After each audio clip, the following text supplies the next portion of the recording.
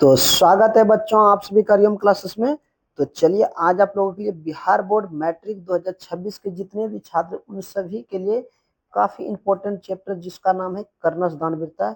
इस चैप्टर से संबंधित जितने भी एमसीक्यू ऑब्जेक्टिव बनते थे उन सभी ऑब्जेक्टिव को एक ही वीडियो में लेकर के आया है।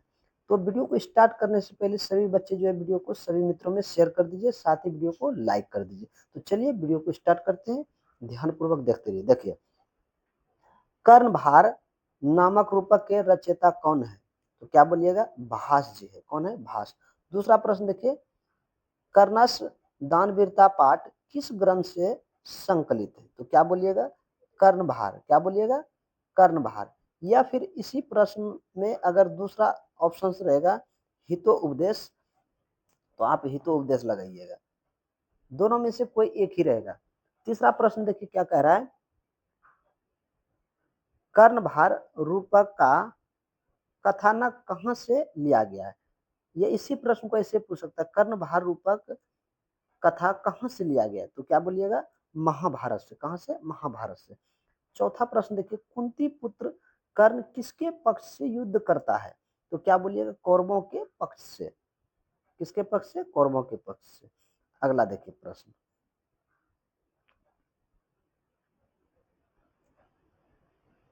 अगला प्रश्न कहता है, कर्ण के शरीर का रक्षक, ब्रैकेट में देखिए यहां लिखे रक्षा करने वाला क्या है? तो आप क्या बोलिएगा? कवच और कुंडल। कर्ण के शरीर का रक्षक कौन था? कवच और कुंडल। छठा प्रश्न देखिए, भास के कितने नाटक उपलब्ध है? कितना है? 13। कितना? 13 नाटक है। अगला देखिए प्रश्न, दानवीर कौन था? दानवीर कौन था? कर्ण। कौन था? कर्ण था दानवीर। आठवां प्रश्न देखिए, ब्राह्मण वेशधारी शक्र कौन था? ब्राह्मण वेशधारी शक्र कौन था? इंद्र। कौन था? इंद्र। अगला प्रश्न देखिए, कर्ण सर्वप्रथम शक्र को क्या देना चाहा? कर्ण सर्वप्रथम शक्र को क्या देना चाहा? तो आप क्या बोलिएगा? गाय। क्या? गाय। अगला प्रश्न देखिए, महत्राम भिक्षाम याचे, यह किसकी उक्ति है? तो किसका है? शक्र की। किसका? शक्र की। अगला प्रश्न देखिए,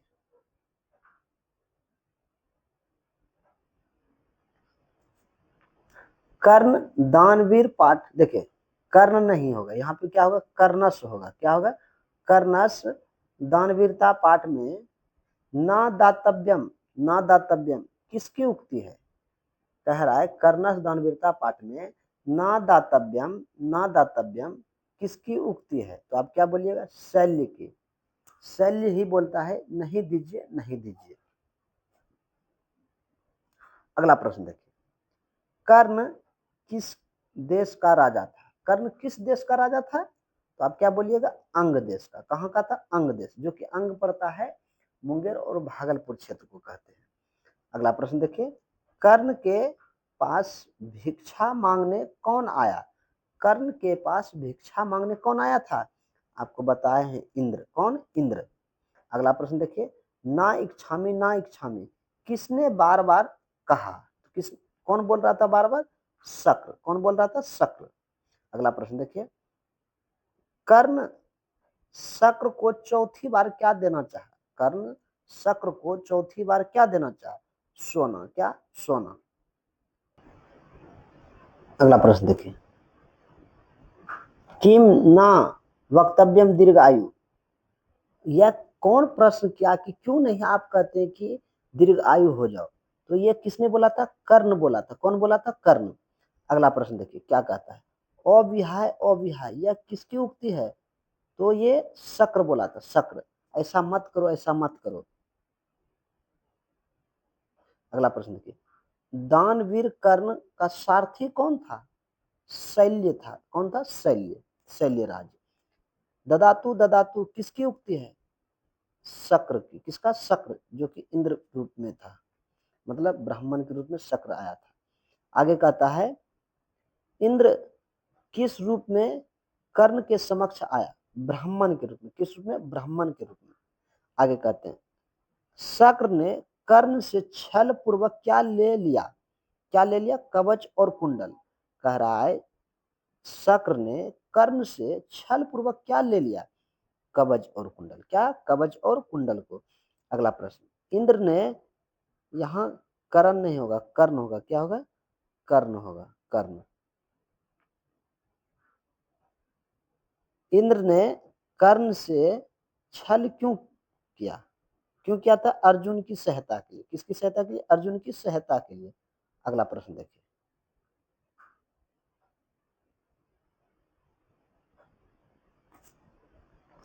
महाराज धृतराष्ट्र के प्रश्नों का समुचित उत्तर कौन देते हैं? तो आप जानते हैं, मंत्री विदुर। कौन? मंत्री विदुर जी जो है धृतराष्ट्र प्रश्न करते थे और मंत्री विदुर उनका उत्तर देते थे। अगला प्रश्न, कर्ण के कवच और कुंडल की क्या विशेषता थी? तो आप जानते हैं, उसे भेद क्या है? उसे भेदा नहीं जा सकता था। उनका कवच और कुंडल ऐसा था कि कोई भी उसे भेद नहीं सकता है। उसकी विशेषता यही थी। सूर्यपुत्र कौन था? कर्ण। कौन था? कर्ण था। कौन था? कर्ण। सूर्यपुत्र कौन था? कर्ण। अगला प्रश्न देखिए, कर्ण के पिता का नाम क्या था? सूर्य। कौन था? सूर्यदेव। कर्ण के माता जी का नाम क्या था? या थी भी कह सकते हैं, कुंती। कौन? कुंती थी। अगला प्रश्न देखिए, महाभारत किसकी कृति या रचना है? महर्षि वेदव्यास। ये प्रश्न पूछे गए हैं। महाभारत किसकी कृति या रचना है? महर्षि वेदव्यास की। अगला प्रश्न देखिए,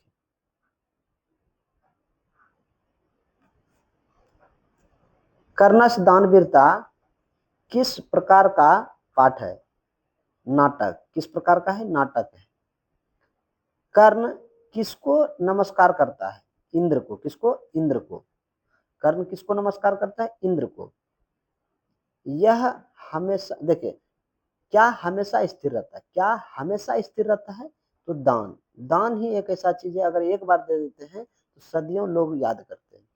आगे देखिए प्रश्न, शक्र अर्थात इंद्र जो है किस वेश में प्रवेश करता है? ब्राह्मण। किस वेश में? ब्राह्मण वेश में।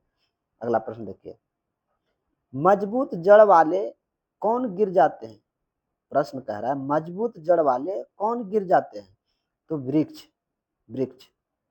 देवता और असुर द्वारा क्या भेदने योग्य नहीं है? तो देवता और असुरों द्वारा क्या भेदने योग्य नहीं है? कवच। क्या? कवच। अगला प्रश्न देखिए, कवच कुंडल के साथ किसका जन्म हुआ था? कर्ण का। किसका? कर्ण का। कवच कुंडल के साथ किसका जन्म हुआ था? कर्ण।